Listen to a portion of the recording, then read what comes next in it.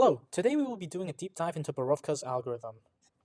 These are all the content we will explore. First, we will explore what Boruvka's algorithm is and how it works, the lemmas and proofs for Boruvka's algorithm, its implementation, time complexity analysis, potential innovations and improvements, and last but not least, the impact Boruvka has had on this world.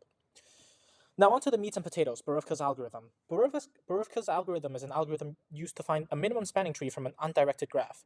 A minimum spanning tree is essentially a tree that touches every node in the graph that has the smallest possible total cost. Boruvka's algorithm is also a greedy algorithm, which means it forms its global solution by solving smaller problems, then building up to them.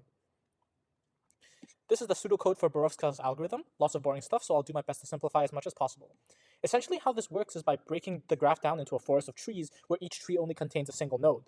Then it scans all the edges connecting each tree outwards and then connects the cheapest possible ones.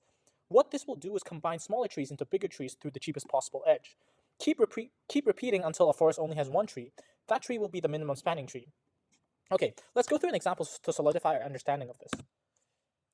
This is a graph drawn by me. We are going to use this graph to do a walkthrough of Boruvka's algorithm. First step is to go through every node and find the outward cheapest edge. Okay, let's go through the first few nodes. The 0 node has two connections, the 0, 1 and the 0, 7. Since 0, 1 has the cheaper edge, we connect that one for the cost of 4. For node 1, we have three connections, 1, 0, 1, 7, and 1, 2.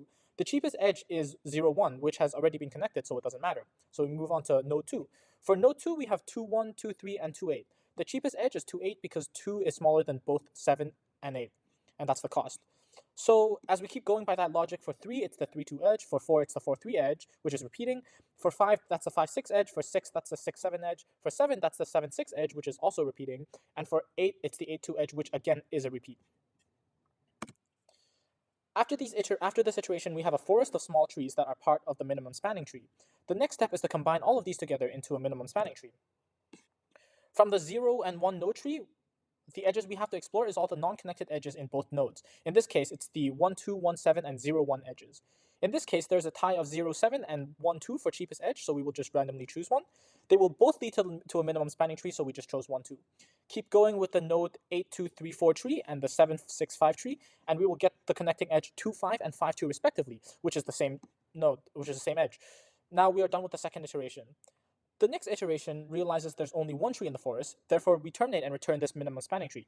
This minimum spanning tree has a total cost of 37. Remember that because we will be plugging this example into the implementation later. Boruvka's algorithm is built on two fundamental lemmas. A lemma is an auxiliary theorem used to build up to a proof somewhat informally. The cheapest edge and cut property lemmas are the two lemmas used to prove Boruvka's algorithm. The cheapest edge lemma is relatively intuitive. It simply states that out of a set of weights that connect the subtree to the outside of the subtree, there must exist one weight that is the cheapest among that set. The cut property lemma is slightly more complicated.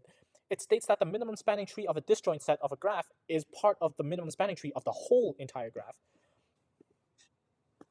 Okay, moving on to the implementation and code showcase of Boruvka's algorithm now. So here's all the code. Here I implemented the union find data structure, which uses dictionaries and 2D arrays to represent disjoint sets and all their edges.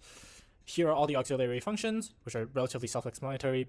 Here's the actual Boruvka's algorithm. This initializes all of the auxiliary variables to use during the function. This makes sure that the minimum spanning tree hasn't been found. It runs all the iteration. This loops through all the edges and updates the minimum weighted edges. And this connects all of these components using these minimum weighted edges. Here is the running of the algorithm. As you can see, it's the exact same problem as the one in the slides, giving us the exact same result and the exact same minimum spanning tree. The time complexity of Boruvka's algorithm is big O of E log V, where E is the edges and V is the vertices.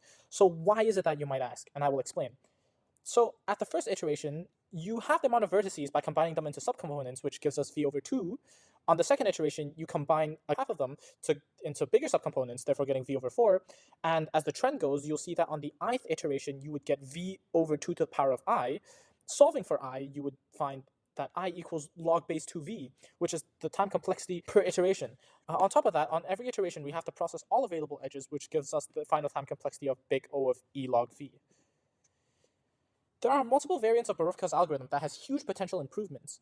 Some notable ones are Solin's algorithm, Chazel's algorithm, and Tarjan et al.'s algorithm.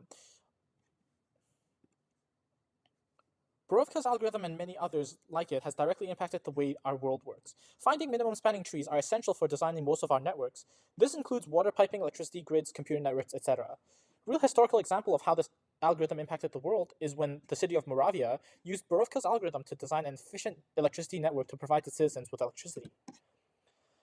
Thank you for listening. I hope you enjoyed the presentation. For more detailed information, please go read the written report. I go into a lot more detail there. Thank you again, and bye.